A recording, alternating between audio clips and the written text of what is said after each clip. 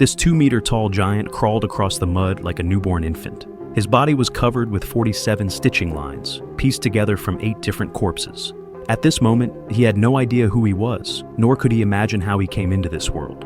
But his story begins in the winter of 1857. On the boundless Arctic Ocean, a Danish ship bound for the North Pole had become trapped in layers of thick ice. With no rescue in sight and supplies running dangerously low, Captain Anderson ordered his men to break the ice and free the ship. But the ice was simply too thick. Their efforts could not keep up with the freezing waters. As night fell, the soldiers spotted a flicker of fire across the empty ice field. Anderson immediately led a small team to investigate.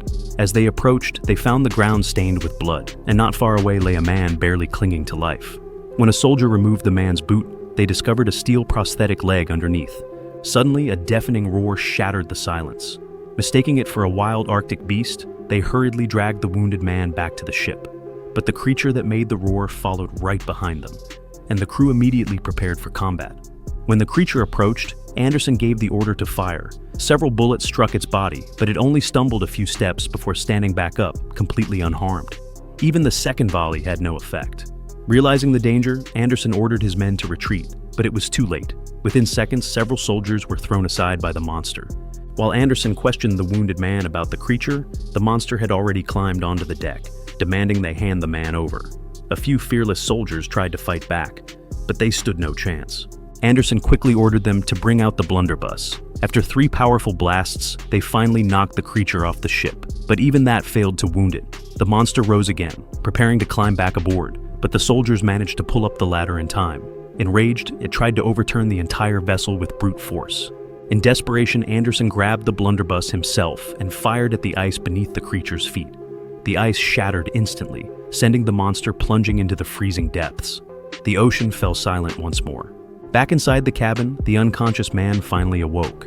He introduced himself as Victor Frankenstein and revealed that the creature they encountered had been stitched together and created by his own hands.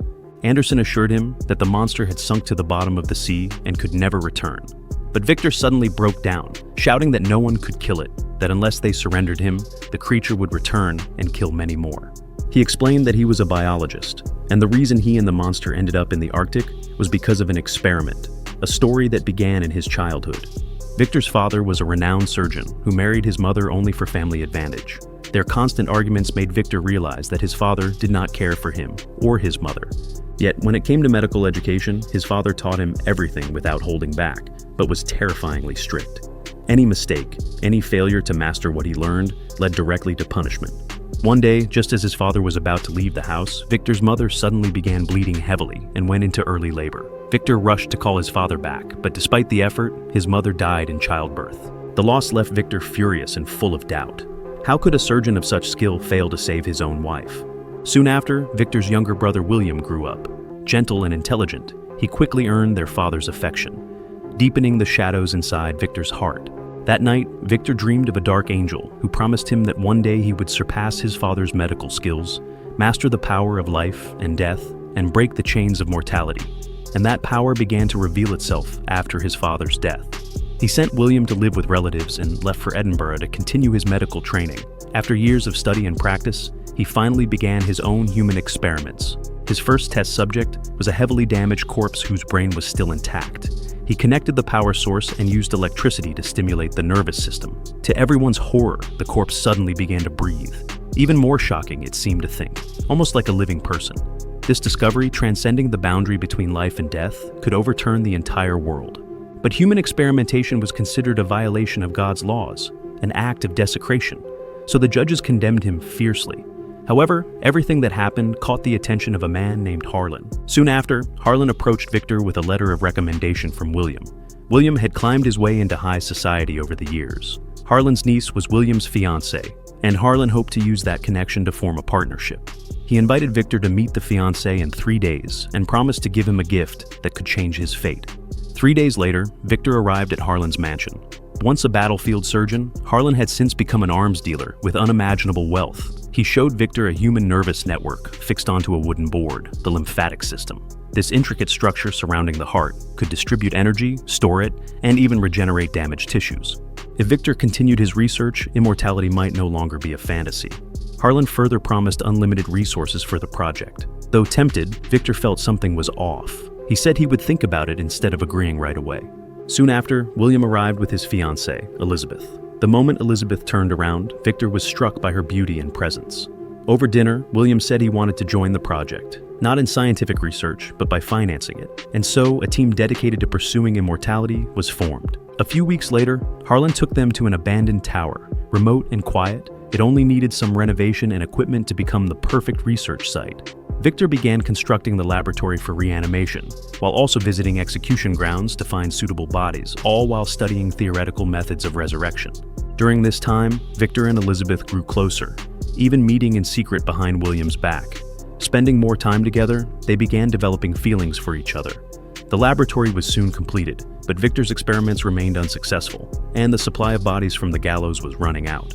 Just when Victor's research reached a dead end, an accident occurred. He connected the current to the reverse end of the lymphatic system, and the corpse suddenly moved. It lasted only a few seconds, but to Victor, success was now within reach. To create the perfect test subject, he used Harlan's connections to access the battlefield, selecting numerous strong bodies. Back in the lab, he cut sections from different corpses and stitched them together into one perfect form. After half a month, the perfect stitched creature was complete. A storm raged outside, thunder roaring. Victor knew the moment to change his destiny had arrived. He positioned the creature to be struck by lightning, then went to fetch Harlan to witness the miracle. But to his shock, he discovered that Harlan was already in stage 2 syphilis, surviving only through medication. Harlan's true motive for cooperating was to transfer his brain into the perfect body. Victor refused, believing the infection would contaminate the creature's blood and organs. He could not risk failure at such a crucial moment. There would be no second chance for this experiment. No matter how Harlan begged, Victor would not change his mind. Desperate, Harlan grabbed the lightning rod to threaten him. During their struggle, they fell from the upper floor. By the time Victor reached him, Harlan was no longer breathing. Victor had no time to hesitate. He picked up the bent lightning rod, inserted it into the machine, and adjusted the equipment for the strike. A bolt of lightning soon hit the rod, sending sparks across the laboratory as the energy flowed into the creature. But once the storm subsided, the monster showed no reaction. Believing the experiment had failed, Victor returned to his room and fell into despairing sleep. But the next morning, he awoke to find the creature standing before him. Shock and exhilaration flooded him. Yet the monster behaved like a child, its mind undeveloped, its steps unsteady. To prevent any accidents, Victor chained its hands and feet and locked it in the basement. But now, all excitement had faded. Victor no longer knew what the point of creating this creature truly was. While Victor was trimming the creature's hair, the monster suddenly grabbed the scalpel and cut Victor's palm. Victor scolded him like a father reprimanding a child. But when he turned back, he realized the wound on his hand had healed completely. As he hesitated in shock, the creature let out a low growl and slowly stood up. At that moment, Victor realized the monster could become a serious threat, so he locked it back in the basement. Harlan had been missing for a long time, so Elizabeth and William came to the lab, worried. Victor lied, saying Harlan had traveled far away and would return in a few days. He dragged William upstairs, but Elizabeth, who stayed behind, heard a soft voice and curiously went down to the basement. There, she discovered the chained creature. Unaware of the truth, she saw the wounds on its body and assumed Victor had been performing cruel experiments on a living being, so she confronted him immediately. Since Elizabeth had already discovered the truth, Victor explained the origins of the stitched creature. The perfection of the experiment shocked both of them. Looking at the chained monster, Elizabeth felt a wave of sympathy. That night, she secretly returned to the basement. The creature gave her a leaf as a gift, making her believe it possessed a purity far beyond that of many humans. She began teaching it how to speak, caring for it like a mother. When Elizabeth left the basement, Victor was already waiting. Jealous that the creature attracted her attention more than he did, he lashed out at the monster. But the usually gentle creature defied him for the first time, snatching the metal rod and bending it effortlessly. Seeing this, Victor realized he had not created life, but had manufactured a dangerous monster that could bring irreversible disaster. Victor then went to William, informing him that Harlan was dead, but he hid the truth, claiming the monster had killed him. He warned that the creature was extremely dangerous and told William not to tell Elizabeth. He asked William to find an excuse to take her away, while he stayed behind to destroy the uncontrollable creation. After they left, Victor poured gasoline all over the laboratory and ignited it. Flames erupted instantly, engulfing the monster. Not far away, Elizabeth suddenly felt something was wrong and ordered the carriage to turn back. Just as Victor was about to leave, he heard the creature's agonizing screams and rushed into the burning lab to save it, but an explosion threw him several meters away, destroying his left leg. By the time Elizabeth arrived, the tower had been consumed by a massive explosion. Just as Victor finished telling this part of the story, the creature broke through the ice and climbed out of the sea, heading toward the ship. Hearing the noise, Anderson thought it was one of his men, but when he opened the door, the stitched monster stood before him. As it raised its fist to kill Anderson, Victor shouted for it to stop and told it to take him away instead. Unexpectedly, the creature obeyed and began recounting its own story. When the fire consumed the tower, the creature broke its chains and escaped through the sewer. In the forest, he found clothes from a dead man and survived by eating fruit from the trees like an animal. One day, a hunter mistook him for a beast and shot at him, forcing him to flee while clutching his wound.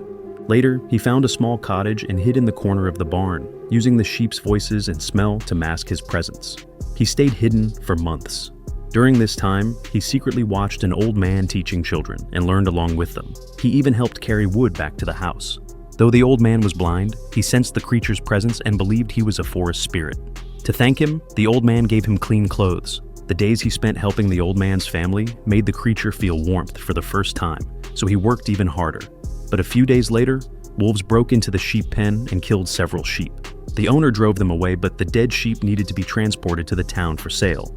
After discussing it, the family decided to move to the town temporarily, while the old man insisted on staying behind, giving the creature his first opportunity to reveal himself.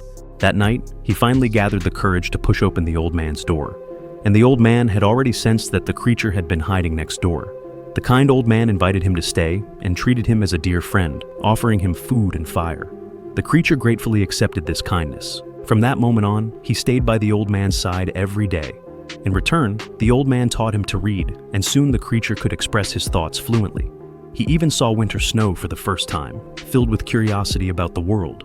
One day, the old man asked him about his past, but the creature couldn't remember who he was, only scattered chaotic fragments.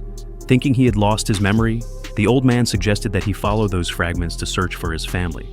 The creature fell deep into thought, wondering about his origins for the first time.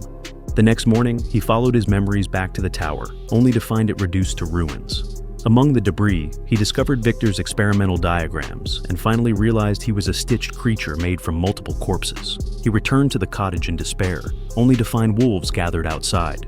Sensing danger, he rushed inside and witnessed the wolves tearing into the old man. Enraged, he fought the wolves, overpowering them with ease until they fled. When he lifted the old man, he was already dying. The creature confessed he was a monster, but the old man gently comforted him, saying he was a kind and good person. After saying this, the old man passed away in his arms. At that moment, the old man's family returned and, thinking the creature had killed him, opened fire. Knowing they were the old man's children, the creature did not fight back and collapsed in the snow after several gunshots. He later awoke, no one knew how long after, and all his wounds had healed. It was then he truly felt grief and loneliness for the first time. Following the address on William's letter, he found William's home, where preparations for the wedding were underway. He secretly entered Victor's room, and Victor was stunned to see him alive. The creature did not blame Victor for trying to kill him. Instead, he poured out his loneliness and suffering, begging Victor to create a companion for him, someone to share his eternal existence. But Victor refused without hesitation, insisting the creature was merely an experiment with no right to such a request. Furious, the creature lifted Victor and hurled him aside, warning that if Victor did not create a companion, he would make Victor suffer all his pain instead. Elizabeth rushed in after hearing the noise, stunned to see the creature alive. Victor picked up a nearby pistol, motioning for her to stay back, then pulled the trigger. Unexpectedly, Elizabeth stepped forward and took the bullet for him, collapsing to the ground. When William and the others arrived, Victor lied, claiming the creature had attacked Elizabeth. William tried to restrain the monster, but the creature threw him against a cabinet, killing him instantly. The creature then lifted the dying Elizabeth and carried her away. Victor grabbed a double-barreled shotgun and chased after him, eventually finding Elizabeth dead in a cave. The creature appeared behind him, slammed him against the rock wall, and broke his nose. Furious, he told Victor to spend the rest of his life hunting him, or suffer ceaseless torment. After saying this, the creature left the cave and waited in the snow to be hunted. Victor did not hesitate and grabbed his shotgun to pursue him. From that moment on, he began a long, relentless hunt that led him all the way to the Arctic. One night, as Victor was preparing to rest, the creature stood in the distance, provoking him. Victor rushed to grab his gun, but the creature seized his legs from behind and dragged him into the snow. The monster realized that only when he harmed Victor would Victor listen. The creature found dynamite in Victor's pack, but did not believe something so small could kill him. He forced Victor to ignite it, and Victor scrambled away as the explosion erupted, blasting him off his feet. But when the smoke cleared, the creature stood unharmed. It was at that moment that Captain Anderson found the dying Victor. As the story reached this point, the creature watched Victor's life fade away. Compared to his own suffering, none of it seemed to matter anymore. Victor finally let go of his obsession and faced the creature with clarity. Hearing Victor's final words of regret, the creature's hatred dissolved. He chose to forgive Victor. The captain ordered the soldiers to lower their weapons, and in that moment, the creature was no longer a monster in Anderson's eyes, but a living being. With all the soldiers watching, the creature turned around, placed his hat on his head, and walked to the bow of the ship. With a gentle push, he freed the vessel from the ice. As the captain gave the order to sail, the ship set off once more, while the creature walked toward the horizon, carrying his eternal loneliness and peace.